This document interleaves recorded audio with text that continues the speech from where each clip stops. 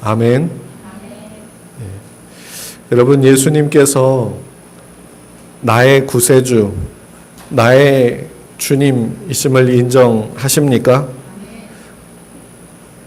예수님께서 나를 죄와 저주에서 구원해 주셨음을 믿으십니까? 아멘이 되신다면 정말 축복입니다. 하나님께서 은혜를 주셔서 이것도 아멘을 할 수 있는 거지요. 만약에 아멘이 안 나오신다면 기도하십시오. 하나님, 내게 믿어지는 은혜를 주세요. 기도한다고 바로 오진 않을 거예요. 존 웨슬리 목사님도 하나님께 기도를 얼마나 했는지 몰라요. 한 달이 넘도록. 그런데 기도한 모든 사람들이 응답을 받았어요. 존 웨슬리의 저널이 있거든요. 일기. 존 웨슬리의 일기책을 보면요, 지금도 계속 읽고 있는데 그 일기를 보면 이런 내용이 계속 반복돼서 나와요. 뭐냐면 복음을 듣고 어떤 사람들은 가슴을 치고 울고 막 괴로워해요. 근데 괴로워하면서 하나님께 믿음을 구하는데 그 괴로움이 한 달, 두 달을 넘기지는 않더라는 거지요.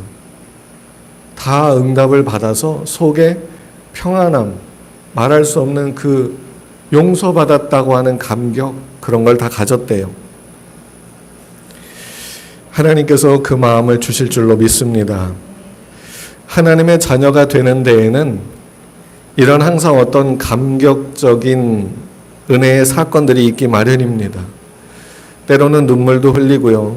이 속에서 뭐라고 표현할 수 없는 감동들이 있어요. 뭐 극적인 회심을 한 경우가 아니라 어려서부터 교회를 다녀가지고 항상 삶이 그래왔다고 할지라도 남들처럼 막 극적인 변화는 없어도 이 속에 뭐라고 말할 수 없는 그런 감동들이 있어요. 이렇게 감동받은 사람들이 모인 곳이 교회고, 이렇게 모인 사람들이 이러한 은혜를 경험하지 못한 이들에게 전도해서 이 은혜를 또 누리게 하는 것, 그것이 믿는 자들이 해야 될 일이지요. 하나님께서 우리 교회에도 이렇게 많은 사람들을 보내주셔서 이러한 감동이 이곳에서 함께 예배드리는 모든 분들에게 함께하게 해 주실 줄로 믿습니다. 제가 오늘 말씀드리려고 하는 건 우리가 이제 나가서 그래서 전도하자 이걸 말씀드리려고 하는 게 아니라, 이렇게 감동, 어떠한 그 감격을 가지고 예수님을 믿게 된 사람들의 이후의 삶이 어떻게 되느냐, 그것을 함께 나누려고 해요. 우리는요, 교회 와서 신앙생활도 해야 돼요. 전도도 해야 되고요. 그리고 성경도 읽어야 되고, 예배도 드려야 되고, 묵상도 해야 되고, 봉사도 해야 돼요. 그런데 우리의 삶은 이런 것들로만 채워지지는 않지요. 우리는 일해야 되고, 돈을 벌어야 되고, 가정에서 가정일도 봐야 되고, 아이도 키워야 되고, 사람들도 만나야 되고, 어떻게 보면 신앙생활에 해야 되는 기도와 뭐 성경 읽기, 예배, 이런 거는 굉장히 작은 시간들이에요. 우리는 많은 시간들을 일을 하면서, 해야 될 일들을 하면서 살지요.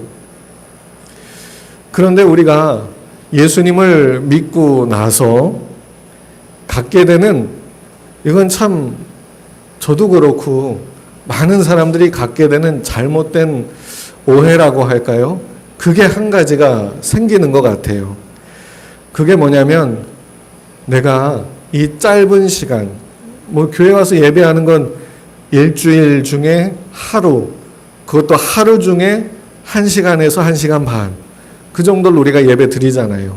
뭐 새벽 예배 나오고 수요일 저녁 예배 가면 좀 더 늘어나긴 하겠지만, 그래도 일주일이라고 하는 시간을 놓고 따지면 굉장히 작은 시간이지요.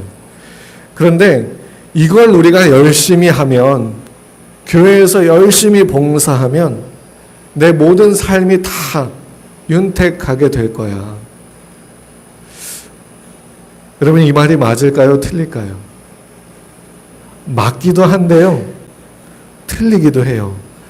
물론 신앙생활 잘하면 하나님이 우리를 복 주십니다. 아멘. 신명기 28장에 보면요, 하나님의 말씀에 순종하는 사람들이 받을 축복에 대해서 얘기해 주고 있어요. 그런데 우리가 잘 생각하고 이해해야 될 것은, 우리가 신앙생활을 잘하는 것과 우리가 잘 살게 되고 하는 일마다 다 잘 되는 것, 이 사이에는 직접적으로 인과관계가 묶여 있는 게 아니라는 거예요. 이 사이에는 하나님이 들어있어요. 아멘. 그 사이에는 하나님이 계셔요. 이걸 우리가 잘 이해할 필요가 있습니다. 어떤 때는 그래서요, 인과관계가 아예 없는 것처럼 보일 때도 있어요. 진짜 열심히 전도하고요, 열심히 기도하고요, 열심히 말씀 묵상을 하면서 사는데도 여전히 계속되는 문제들로 씨름해야 되고, 기도를 그렇게 많이 하는데도 응답되는 건 진짜 손에 꼽을 만큼 몇 개 안 되는 그런 삶을 살아야 될 때도 있어요. 하나님을 위해서 정말로 많이 헌신하고 열심히 희생하는데도 불구하고 여기서 문제가 터지고 저기서 문제가 터지고 끊임없이 계속되는 문제 속에서 살 때도 있어요. 예수님을 처음 믿을 때 그 감격과 감동, 그걸 가지고 신앙생활을 시작하는데, 우리가 열심히 신앙생활하는 것과 우리가 살아가는 삶과의 직접적인 인과관계가 이렇게 꽉 묶여 있는 게 아니다 보니까 살다 보면 열심히 신앙생활한 것에 대해서 어떤 마음을 갖게 되냐면, 믿어도 소용이 없네, 기도해도 응답이 없네, 이런 당황하는 순간들이 찾아오게 됩니다. 여러분들은 어떠세요? 나는 이런 당황을 한 번도 해본 적이 없다. 아마 손 드시는 분들이 많이 없으실 것 같아요.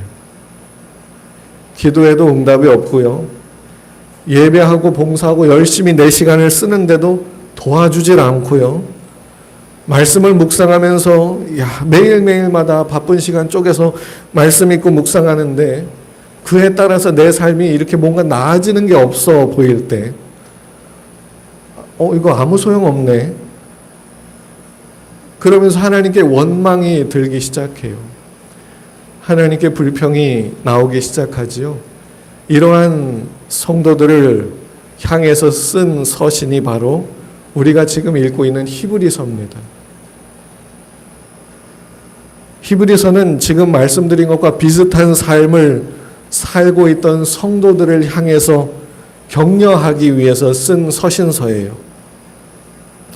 진짜 마음을 담아서 열심히 신앙생활하고 진짜 모든 정성을 쏟아서 하나님, 예수님을 믿고 섬기는데도 불구하고 삶이 나아지지 않고 여전히 고만고만한 삶을 살고 남보다 더 뛰어나지도 않고 그렇다고 더 나아지는 것도 없고 계속 그런 삶을 살아가면서 내가 뭘 잘못했지, 이걸 끊임없이 생각할 수밖에 없는, 내가 어디서부터 잘못됐지, 내가 어디서부터 잘못한 거지, 뭐가 문제인 거지, 성경을 더 읽어야 되나, 기도를 더 해야 되나, 아니 지금까지도 내가 열심히 했는데 뭘 더 해야 되지 라고 하는 생각이 절로 드는 사람들.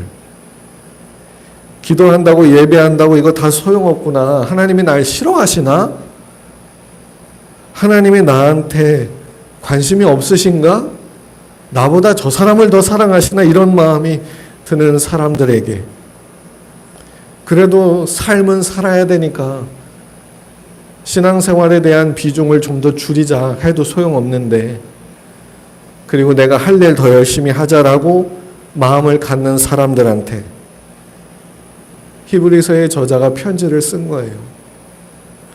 그런 마음 갖지 말고 고난처럼 여겨지는 그 상황 속에서 하나님을 믿는 거, 하나님을 섬기는 거 포기하지 말고 물러서지 말고 끝까지 해 나가라고 권면해 주고 있어요. 히브리서는 이러한 고난 가운데 있는 성도들의 우리가 몇 주 동안 계속 살펴보고 있는 것처럼 그냥 힘내 이렇게 말하는 건 아니에요. 뭐라고 얘기해 주냐면 하나님을 섬기며 살아가는 그 삶 끝에 하나님이 예비해 놓으신 영광이 기다리고 있다. 하나님이 예비해 놓으신 안식과 거룩함이 있다. 그 고난의 길이 여러분들을 만들어가고 있습니다. 그러니 뒤돌아보고 다시 뒤집어 엎으려고 하지 말고 뭐가 잘못됐나 하면서 다른 길로 가려고 하지 말고 그 길을 계속해서 가십시오라고 얘기해주고 있어요. 히브리서 11장에 보면 믿음장이라고 하죠. 믿음에 대해서 나와요. 여러분, 이 믿음을 히브리서에서는 뭐라고 얘기하는지 아세요? 믿음이 가지고 있는 의미가 히브리서에서는 무슨 의미냐면 아무것도 나아지는 게 보여지지 않는 상황 속에서 하나님을 바라보고 앞으로 나아가면서 살아갈 수 있는 힘, 그 힘이 믿음이다 이렇게 얘기해 주고 있어요. 그러면서 히브리서 11장에는 수많은 사람들의 얘기가 나오지요. 그 사람들을 쭉 이야기하면서 우리에게 뭐라고 얘기하시냐면 이 사람들도 울고불고 하면서 그들의 삶을 믿음으로 살았다. 우리도 우리 각자의 삶 속에서 울고불고 할 수밖에 없는 그 길을 걸어가지만 끝까지 걸어가라. 어떤 사람들은 나라들을 이기기도 하고 사자들의 입을 그냥 쥐어 막기도 하고 그리고 승리하기도 하고 굉장히 뛰어난 모습으로 살기도 했고 그와 동등하게 어떤 사람들은 궁핍해서 궁핍함을 벗어날 수 없어서 고통스러운 삶을 살았고 톱으로 켜고 칼로 죽임을 당하는 사람들도 있었고 어떤 사람들은 유리하며 집도 없이 떠돌아다녀야 되는 삶을 사는 사람들도 있었다. 이들이 다 믿음으로 산 사람들이다. 그들에게 주어진 삶을 끝까지 살아냈다라는 거지요. 그러면서 우리에게 권면하는 게 하나님께서 징계하지 않는 자식을 어떻게 둘 수 있겠느냐. 하나님이 징계하지 않는 자식은 아무도 없다 이렇게 얘기하죠. 이 징계는 벌 주고 혼낸다는 의미가 아니에요. 양육하는 거예요. 길러내는 거예요. 훈련시키는 거예요. 예수님을 믿는 사람들은 하나님의 훈련 과정에 다 들어온 사람들이라는 거지요. 여러분, 제가 서두에 말씀드렸어요. 우리가 예수님을 믿으면 하나님의 자녀가 된다고요. 그런데 이 자녀된 삶이 어떤지를 우리가 잘 깨달아야 됩니다. 우리가 오늘 읽은 본문에서는요, 우리가 하나님의 자녀일 뿐만이 아니라 어둠에 속한 자가 아니라 빛에 속한 자고 신의 산에 있는 자가 아니라 시온산에 있는 자라 이렇게 말해주고 있어요. 18절 이하를 보면 너희는 만질 수 없고 불이 붙는 산과 침침함과 흑암과 폭풍과 나팔 소리와 말하는 소리가 있는 곳에 이른 것이 아니라 이곳이 바로 신의 산이에요.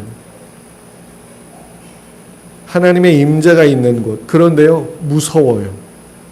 두려워요. 잘못하면 다 죽여버린다고 하는 경고의 말씀이 있는 곳이에요. 그런데 히브리서의 저자는 너희는 신의 산에 있는 사람들과 같지 않다. 시온산에 있다고 하지요. 천만 천사들이 모여서 환호하는 곳, 응원해 주는 곳. 예수로 말미암아 하나님께서 당신의 창조 세계를 영광으로 회복시키시고 주인공인 하나님의 백성된 우리들을 불러서 환호하고 기뻐하고 하나님을 찬양하게 하는 곳. 우리가 서 있는 곳이 거기라는 거예요. 우리가 시온산 하나님의 임재, 하나님의 도우심, 하나님의 축복, 영광 안에 있는 사람들이라고 얘기하고 있어요. 잘못하면 벌받고 잘못하면 죽어나가고 그런 고통의 자리가 아니라 하나님께서 우리를 도우시고 천만 천사들이 응원해주고 환호하는 곳, 우리를 위해서 영광을 예비해 두신 그 자리에 우리가 살아가고 있다는 거지요. 이게 바로 하나님의 자녀된 삶의 자리라고 하는 겁니다. 우리는요, 우리가 하나님의 자녀 됐다고 하는 것을 잘 이해해야 됩니다. 보통 우리가 일이 잘 풀리지 않고 열심히 노력하며 살아가는 삶에 우리가 신앙과 믿음에 투자한 만큼의 결과물을 얻지 못할 때 실망하거나 좌절하지요. 그런데요, 우리의 신앙생활은 하나님께로부터 무엇을 얻어내기 위해서 하는 게 아니라는 것을 잘 알아야 됩니다. 하나님의 자녀이기 때문에 그냥 해야 되는 거예요. 우리가 하나님을 섬기고 예배하고 기도하고 전도하고 봉사하고 말씀 읽고 우리는 보통 이걸 뭘 얻어내려고 하는 경우가 많아요. 그런데 그런 수단으로 이러한 신앙생활을 여기시면 안 됩니다. 그걸 수단으로 여기는 분들에게 하나님이 하시는 일은 그건 수단이 아니야. 내가 너에게 이걸 했으니까 주는 수단이 아니야. 그걸 가르치기 시작하세요. 믿음이 어릴 때, 신앙이 어릴 때에는 그게 수단으로 그냥 하나님이 두세요. 어린아이들 아빠한테 잘하고 엄마한테 잘하면 조그만 애들 용돈 막 줘요. 막 줘요. 잘했다고 막 줘. 그런데 커서 성장해 가면 아버지한테 인사하러 왔다고 막 물론 돈을 주긴 하지만 그게 당연한 거 아니죠. 당연히 해야 되는 일이에요. 하나님도 우리에게 이것을 가르치시는 것 같아요. 제가 예전에 학교에 입학해가지고 1학년 때 이제 시험 준비도 많이 안 했어요. 사법시험 1차를 이제 다들 보러 가니까 2학년이 돼서 이제 같이 보러 갔어요. 근데 그때는 합격한 선배들 따라다니면서 진짜 얘기를 많이 들었어요. 특히 믿는 선배들, 예수 믿는 선배들 따라다니면서 간증을 많이 들었거든요. 아, 이분들도 성경을 매일매일 읽었구나. 공부하기 전에. 그리고 어떤 선배는 책상에 앉았다가 일어나서 불을 끄고 잠자리에 눕는 이 시간이 아까워서 끈을 길게 달아가지고 공부하다가 바로 누워서 누운 채로 불을 끌 수 있게 이런 선배들도 있었어요.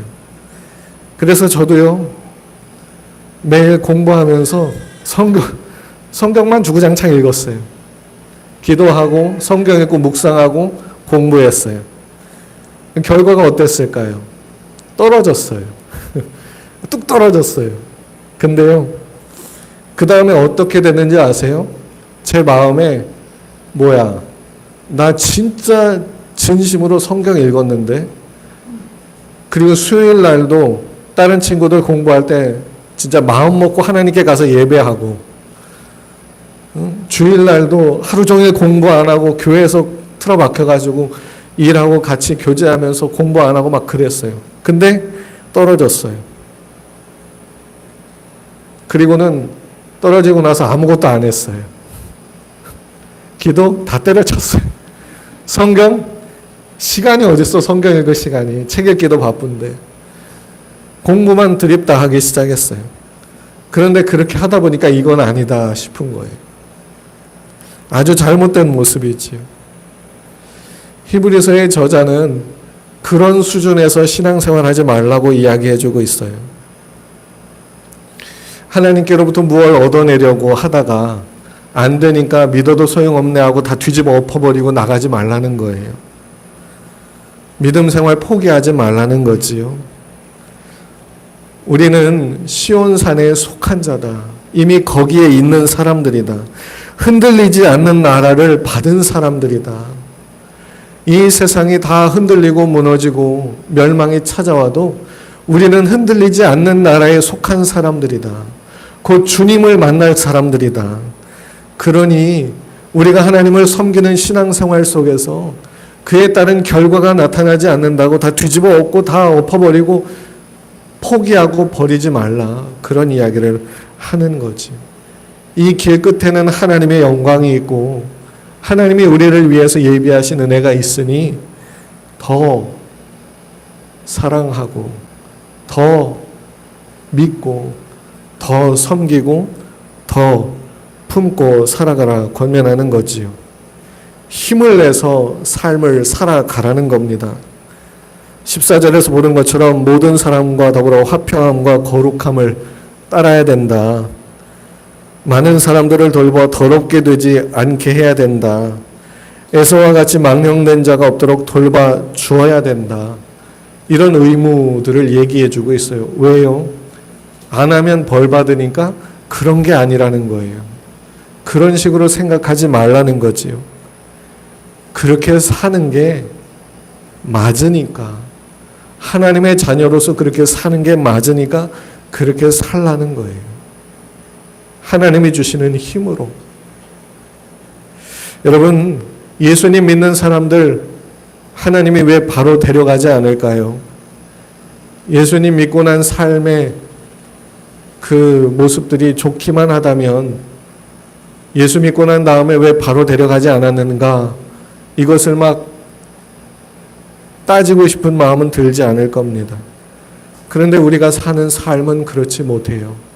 그러다 보니까 왜 예수 믿고 날 바로 데려가지 않았는가? 이것을 하나님께 따져 묻고 싶을 때가 있어요.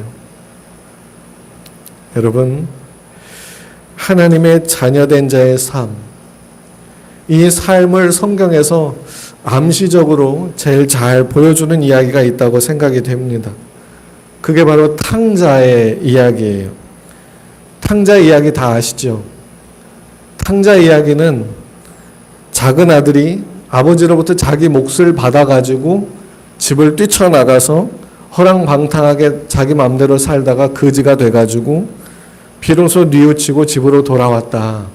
이게 탕자 이야기지요. 아마 이 이야기는 여러분들이 다 알고 계실 거예요. 그래서 이 둘째 아들이 집에 돌아와서는 아버지한테 자기가 얼마나 못난 짓을 했는지 아니까, 아버지, 저는 아버지의 자식으로 불릴 자격도 없습니다. 저를 품꾼 일꾼들 중에 하나로 그냥 여겨주세요. 이 말에 아버지가 펄쩍 뛰면서 그게 무슨 말이냐고, 얘들아, 내 아들을 목욕시키고 옷을 입히고 손에 가락지를 끼워라, 잔치를 베풀어라 하면서 막 축하해 주지요.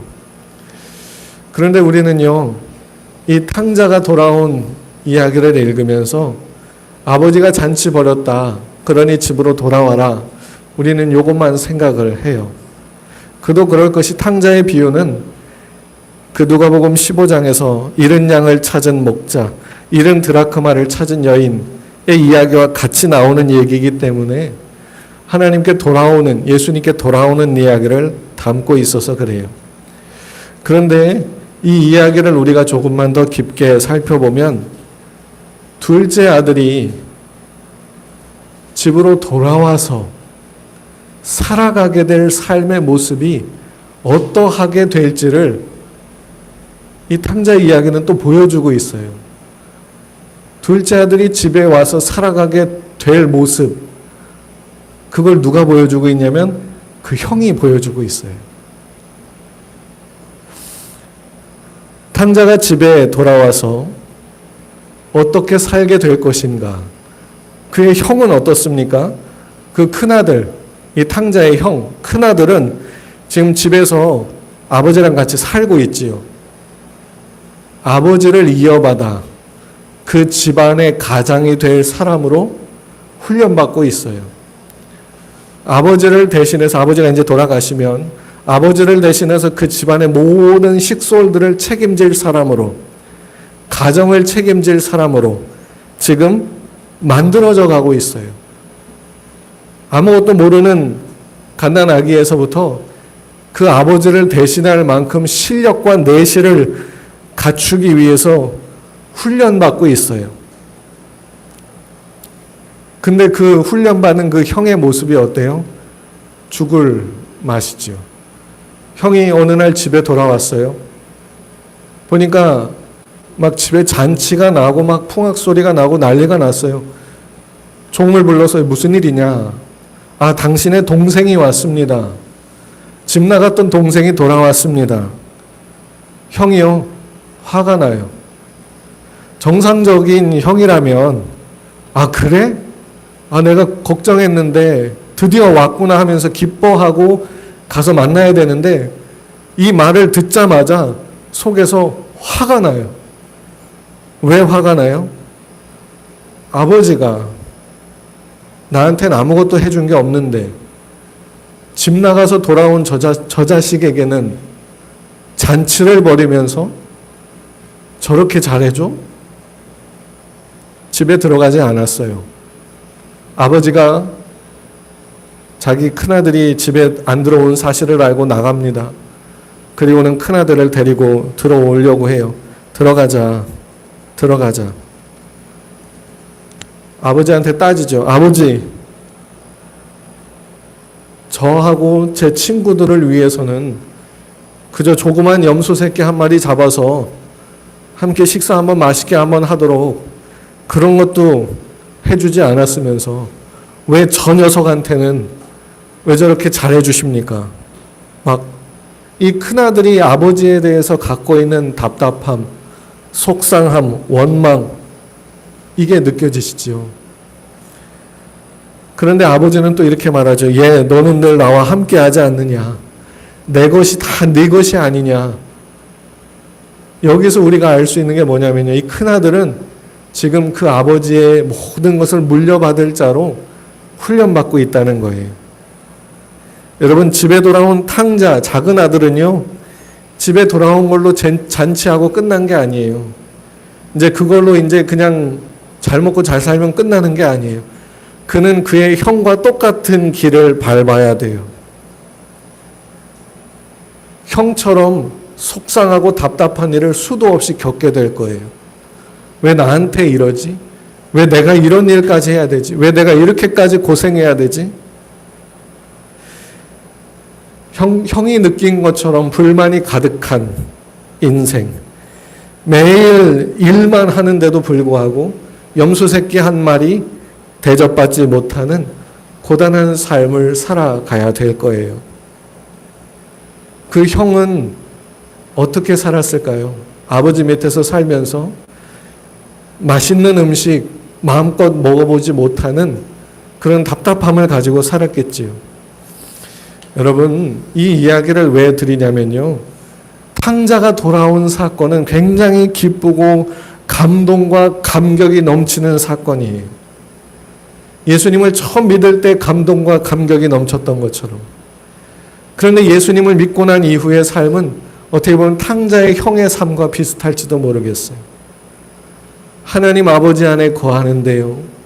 가만히 있어도 아버지가 다 떠먹여주는 삶이 아니라 힘겹게 일해야 되고요. 고생해야 되는 삶일 수도 있어요. 그런데 히브리서의 저자가 말하는 게 뭐냐면요. 하나님의 자녀가 아니냐. 탕자의 이야기로 따진다면 아버지 아들이지 않느냐 너는. 저 사람들은 다 종이다. 딴 사람들이나 무관한 사람들이다. 근데 너는 그 아버지의 아들이잖아. 네가 이걸 다 물려받을 거잖아. 그러니까 열심히 살아내야 되지 않겠니? 라고 말해주는 거랑 똑같이. 히브리서의 저자도 하나님의 시온산에 거하는 사람들이잖아. 하나님의 평강 안에 거하는 사람들이잖아. 하나님의 영광 안에 거하는 사람들이잖아. 지금 그러한 신분 안에 살고 있잖아. 하나님이 놓을 수 없고 포기할 수 없는 자녀들이잖아. 우리가 아니면 누가 기도하고, 하나님의 자녀된 우리가 아니면 누가 사랑하고, 하나님의 자녀된 우리가 아니면 누가 말씀을 묵상하며, 하나님의 자녀된 우리가 아니면 누가 품고 살아가겠느냐. 그러면서 히브리서 11장에서 그 수많은 사람들을 들어가면서 이 사람들을 봐라. 이 사람들도 다 예수님을 보지도 못했는데도 그렇게 삶을 살았다. 그러니 여러분들도 사십시오. 이야기를 해주는 거지. 여러분, 하나님의 자녀로서 살아가는 과정, 예수 그리스도를 사랑하는 자로, 예수 그리스도의 신부로서 살아가는 삶의 과정은요, 가만히 있으면 하나님이 와서 다 숟가락에 떠서 먹여주고 그런 삶이 아니에요. 우리가 살아내야 되는 삶이지요. 처음에 예수 믿을 때 감격이 없을 수도 있어요. 근데 우리는 그 감격을 잃어버리게 되다 보니까 자꾸 탕자가 돌아올 때 그 감격으로만 돌아가려고 그래. 그래서 탕자가 아버지 앞에서 막 끌어안고 막 잔치가 벌어진 걸 생각하면서 자꾸 집을 나가려고 그래. 집 나가서 돌아오면 그렇게 대해주니까. 근데 그게 아니잖아요. 아버지 자녀로 살아야지. 오늘 그 자리에서 살아가야지. 오늘 그 자리에서 해야 될 일을 해야지. 아버지에게 붙들려 있는 자니까. 아버지한테 받아들여지려고 하는 게 아니라 아버지 자녀니까 그렇게 살아가라고 하는 거지. 여러분, 믿음으로 사는데도 불구하고 하나님 앞에서 하나님 저 사람한테는 저렇게 잘해주고요. 이 사람한테는 이렇게 잘해주고요. 나한테는 왜 염소 새끼도 주어서 나로 하여금 즐기게 해주지 않습니까? 서운함과 속상함이 이 막 꽉 차서 하나님께 불평을 쏟아낼 수 있습니다. 우리도. 하나님, 제가 뭐 대단한 걸 바랍니까? 우리 자녀들 좀 그저 건강하게 자기 앞가림하면서 살게 해달라는 거 구하는 거 아닙니까? 내가 뭐 큰 재벌이 되게 해달라고 합니까? 먹고 살기 넉넉하도록 그저 채워달라고 하는 거 아닙니까? 내가 언제 큰 거 말했습니까? 그저 문제없이 마음에 좀 쉼을 느끼면서 살아갈 수 있도록 도와달라는 거 아닙니까? 하나님 좀 잘 섬겨보고 싶어서 이러는 건데 왜 이러십니까? 라고 하는 불만이 우리에게 얼마든지 나올 수 있습니다. 그런데 여러분, 우리가 이러한 삶 속에서 잊지 말아야 될 게 있습니다. 우리가 하나님의 자녀라는 거지요. 하나님의 손에 붙들린 자, 시온산에 속한 자, 흔들리지 않는 나라를 받은 자라는 거지요. 히브리서의 말씀을 읽다 보면 무서운 말씀들이 있어요. 막 한 번 비침을 얻고 막 이러면서 다시 회개케 할 수 없는 막 이런 이야기들이 나와요. 잘못하면 가만두지 않는다 협박이 아닙니다. 그렇게 될 수 없는 사람들인데 왜 자꾸 그렇게 되려 하느냐고. 속이 타서 전해주는 말씀들이 있지요. 여러분, 우리는 하나님 아버지의 양육을 받고 있는 자녀들입니다. 자녀답게 믿음으로 살기를 주님의 이름으로 축복합니다. 대가를 바라서가 아니라 그렇게 사는 것이 맞으니 그렇게 사십시오. 하나님이 안 해준다고, 내가 이만큼 했는데 안 해준다고 원망하지 마십시오. 그저 하나님을 섬기며 살기를 힘쓰십시오. 하나님이 언제 도와주시는지 모르게 도와주시고, 하나님이 언제 붙들어 주시는지 모르게 붙들어 주시고, 언제 잘 되는지 모르게 잘 되게 해 주실 겁니다. 내가 하는 만큼 받아서 하는 그걸 하나님은 끊어버리려고 하세요. 그러면 안 되잖아요. 그것 때문에 하는 게 아니니까. 여러분, 하나님이 우리한테 뭘 많이 주셔서가 아니라 아무것도 주지 않아도 사랑하십시오. 되는 만큼. 하나님이 나한테 갚아주시는 게 없어도 용서해 주십시오. 우리가 아니면 누가 용서하겠습니까? 세상에서 보복할 때 보면요, 상대방보다 내가 더 악한 마음을 가져야 보복할 수 있어요. 근데 세상 사람들은 다 그렇게 산다고 해도 우리는 하나님께 속한 자니까 용서하는 방향으로 나아가야 되지 않겠습니까? 하나님이 뭘 해주셔서가 아니라 하나님의 자녀니까요. 여러분, 우리의 삶은요, 하나님이 우리에게 주신 은혜고 기회고 축복입니다. 아멘. 그래서 오늘 설교 제목을 그렇게 잡은 거예요. 예수님도 이 땅에 계시는 동안 하나님이신데도 고난 속에서 심한 통곡과 눈물로 하나님께 간구와 소원을 올렸고 경건하게 사셨습니다. 우리도 그렇게 살라고 인도하고 계십니다. 못해도 좋습니다. 실패해도 좋습니다. 분노해도 좋습니다. 원망해도 좋습니다.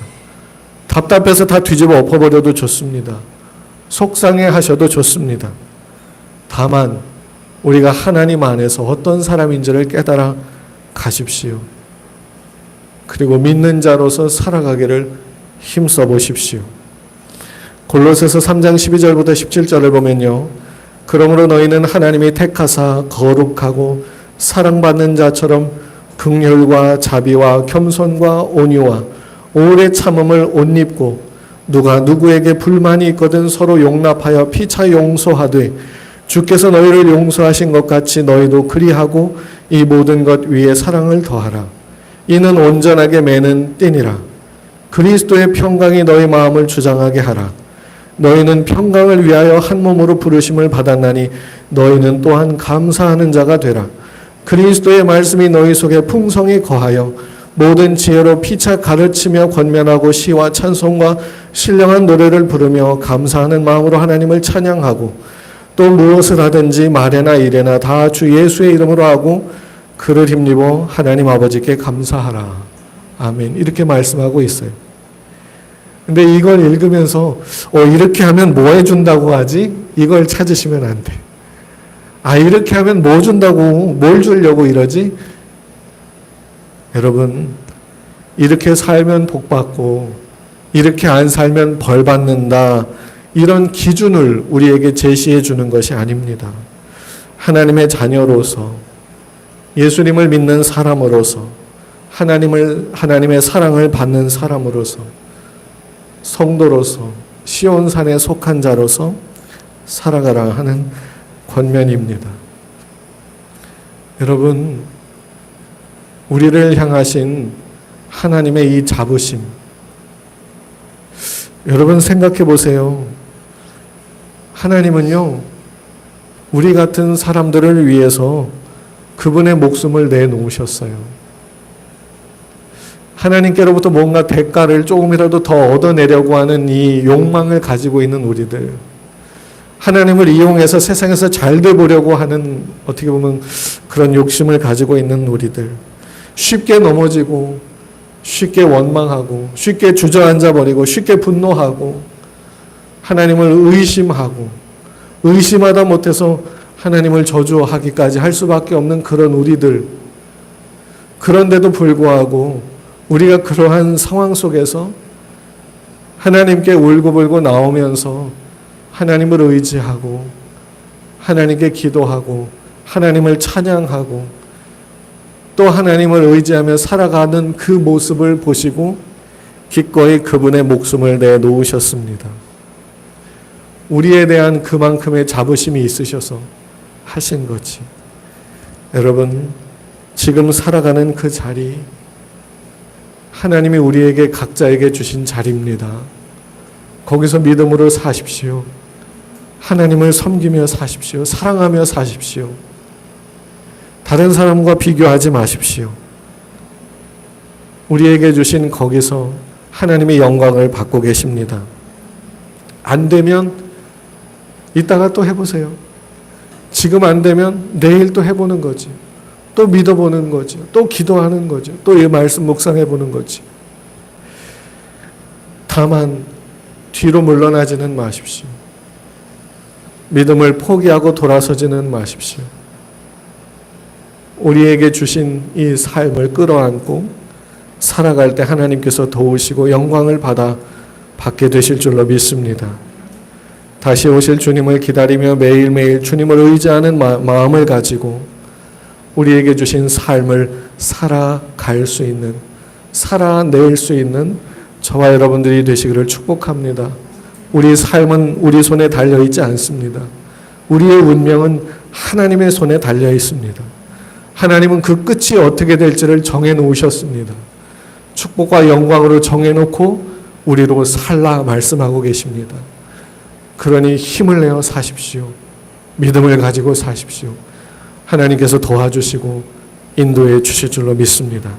이 시간 들은 말씀을 기억하면서 다 같이 통성으로 기도하는 시간을 갖겠습니다. 사랑과 은혜가 충만하신 우리 아버지 하나님, 우리의 운명, 우리의 삶은 하나님께 달려있는 줄로 믿습니다. 우리가 예수님을 믿을 때 회개할 때 감격이 있습니다. 감동이 있습니다. 나 같은 사람 용서해 주시고 자녀 삼아 주신 것에 대해서 고마움이 있었습니다. 그래서 그 기쁨과 감격 때문에 우리가 믿음으로 살아가는 그 모든 삶이 항상 낫기만 할 줄로 알았는데, 하나님 이게 웬일입니까? 말할 수 없는 고통과 말할 수 없는 일들과 사건과 문제가 우리를 짓눌러 올 때 얼마나 심하게 무너지고 얼마나 심하게 부서지는지 모릅니다. 아버지, 히브리 성도들도 그렇게 살았습니다. 그들을 향해서 히브리서의 저자를 통해 하나님께서 믿음으로 끝까지 살아가라고 권면하시는 것처럼 우리도 또한 권면하고 계신 줄로 믿습니다. 넘어져도 괜찮다고, 쓰러져도 괜찮다고, 원망해도 괜찮고, 분노해도 괜찮다고, 다만 뒤로 물러나지 말고 다른 길로 가지 말고 믿음으로 그 길을 다시 걸어가라고 우리를 권면해 주시는 주님의 은혜를 감사드립니다. 아버지, 또다시 믿을 수 있도록 도와주시고, 또다시 하나님을 예배할 수 있도록 도와주시고, 또다시 하나님을 찬양할 수 있도록 도와주시고, 또다시 하나님의 말씀을 묵상하며 살게 도와주시옵소서. 하나님께서 우리의 삶을 복되게 하시고 축복해 주실 줄로 믿습니다.